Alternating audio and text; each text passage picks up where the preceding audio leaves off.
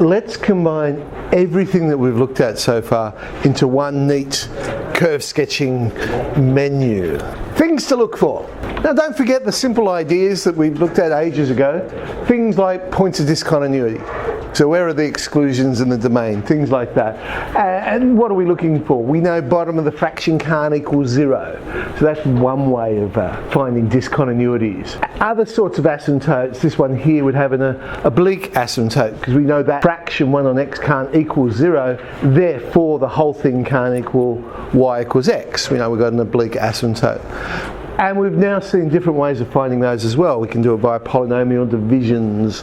We can do it by just looking at the structure of the fraction itself, with all sorts of different ways. But now we have our function and we've got calculus as well. First thing to identify, where are those stationary points? That's when the first derivative is equal to 0.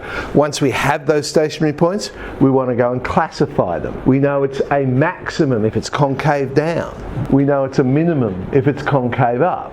We now know it's also a possible point of inflection if the second derivative equals 0, and it will be a point of inflection if there is a change in concavity. So it needs two conditions to be a point of inflection. Second derivative to be equal to 0, and there's a change in concavity. Now, how you test for that change in concavity is up to you. Table of values, have a look at the third derivative, whichever way you choose. But you need both conditions to be true. Then the actual shape of the curve itself.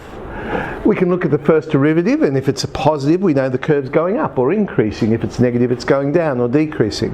So that tells us how the curve's rising or falling, but then the shape of the curve is the concavity. If the second derivative is positive, we know it's concave up. If the second derivative is negative, we know it's concave down. So we have all these tools which now allow us to draw not just a rough sketch, but a really good, neat sketch. Let's do this one. X cubed minus 6x squared plus 9x minus 5. So now the first thing I'm going to do whenever I've got something like this is I'm going to find all the tools I need. So let's differentiate. First derivative, second derivative, and I'm going to find the third derivative as well because it's easy to find. So there it is. Remember, explain what you're doing. Right? You're presenting a solution to someone. So the first thing I'm attempting to do is to locate those stationary points. That was the first thing as far as calculus went in our menu. Well, I know stationary points occur when that derivative is equal to 0. That is what I'm attempting to do. So I want to solve this quadratic, and it has two solutions, x equals 1 or x equals 3. Now remember, these are definitely stationary points. There's no possibilities for this one. If it's equal to 0, it is a stationary point. So x equals 1, x equals 3. Let's sub that into the second derivative. So when x equals 1, I get a negative number. Therefore, it's concave down. I have a maximum turning point. Be careful, the very common mistake that is made here is to substitute back into the wrong thing. Remember, we have to work out the y value. Don't substitute back into the derivative, because of course you'll get the answer 0. It's a stationary point. But I see that a lot, where people go, oh, sub it in the wrong one, and they come up with a y value of 0 because it's a stationary point. It's the actual function that you're substituting back into to get the y value. Right, let's do the other one. X equals 3, we get a positive number. So it's concave up. We have a minimum turning point. Okay. Now when it comes to points of inflection, the reality is I don't normally find them unless they ask me to find them. Because logic tells me if I've got a continuous curve and it goes from a maximum to a minimum, changes from concave up to concave down or vice versa, there must be an inflection point in the middle. Now the location doesn't really bother me.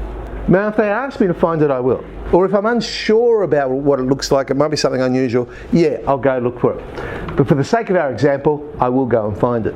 So the possible points of inflection occur when the second derivative is equal to 0. Remember, possible points. This is the one where they may or may not be. Solve this little equation, x equals 2. I'm going to use the third derivative. We found it. It was nice and easy. It's 6. So it does have a value.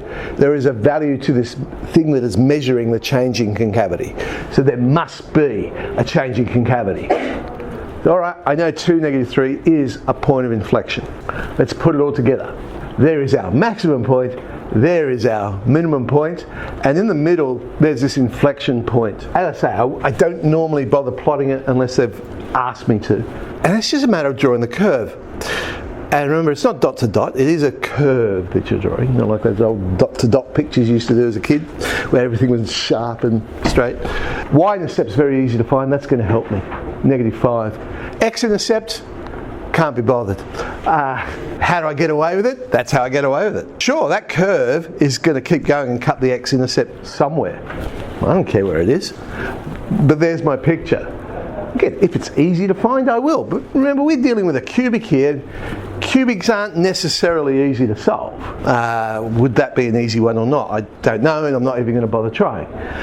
But I know it goes up there. The inflection point, a note about this. Do not force the point of inflection when you're drawing it. People do really weird things. It's probably another good reason why we don't label a point of inflection, because it throws you. Just draw the curve naturally and the point of inflection will come out. 4F and 4G. Let's sketch out till our little hearts are content.